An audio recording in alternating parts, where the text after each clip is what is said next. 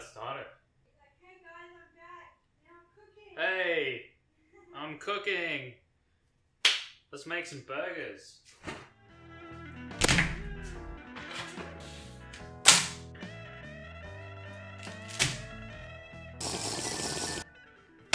Chicken thigh.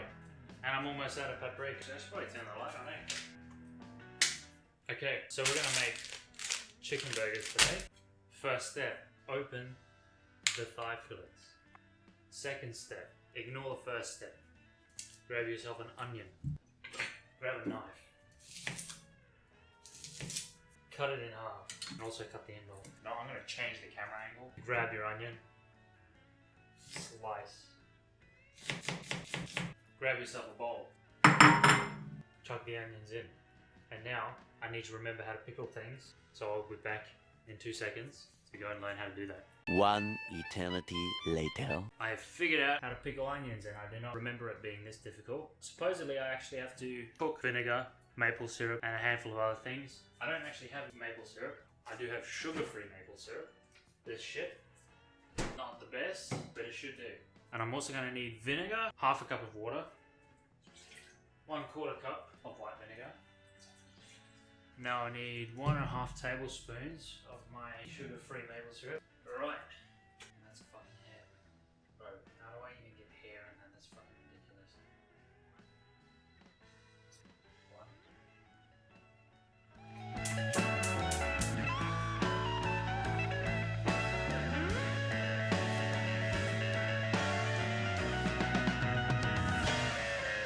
I don't know how long I'm supposed to leave this stuff for. Bring the mixture to a gentle simmer over medium heat, then carefully pour the mixture into the jar over the onions.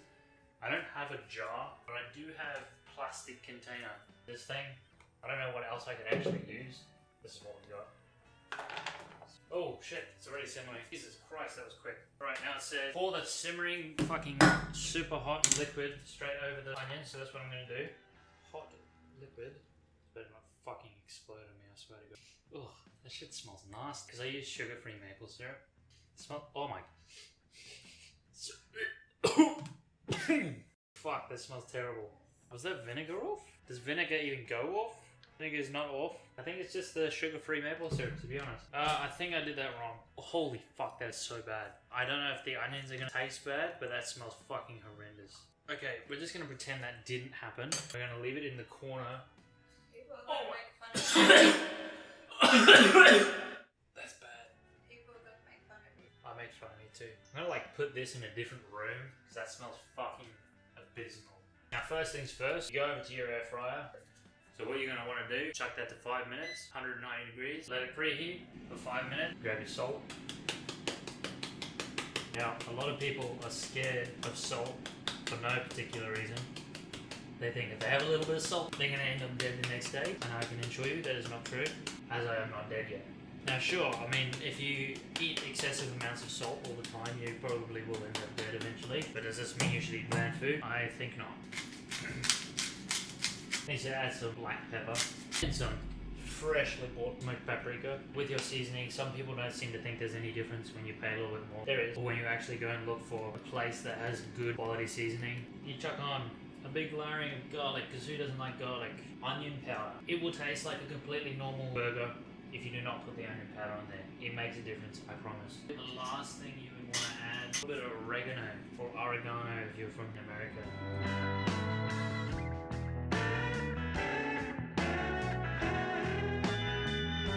And you just want to chuck that shit straight back into the air fryer.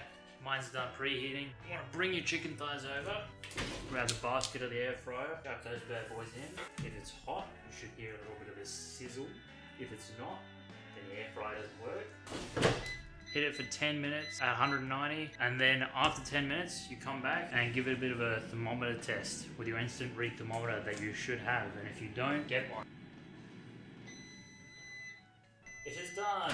And this is where having a thermometer is so insanely useful. 85 degrees Celsius, all it needs is 75 and you're good. Wow, that's actually undercooked. Some of the pieces are good, other pieces not so much. And we'll chuck it in for another, I don't know, 2 minutes. Since we got a bit of extra time, we might as well make a sauce. I try to use 99% fat-free mayo. That's way too much. And then you want to spray in roughly half of what you put in the mayo of barbecue and half of tomato.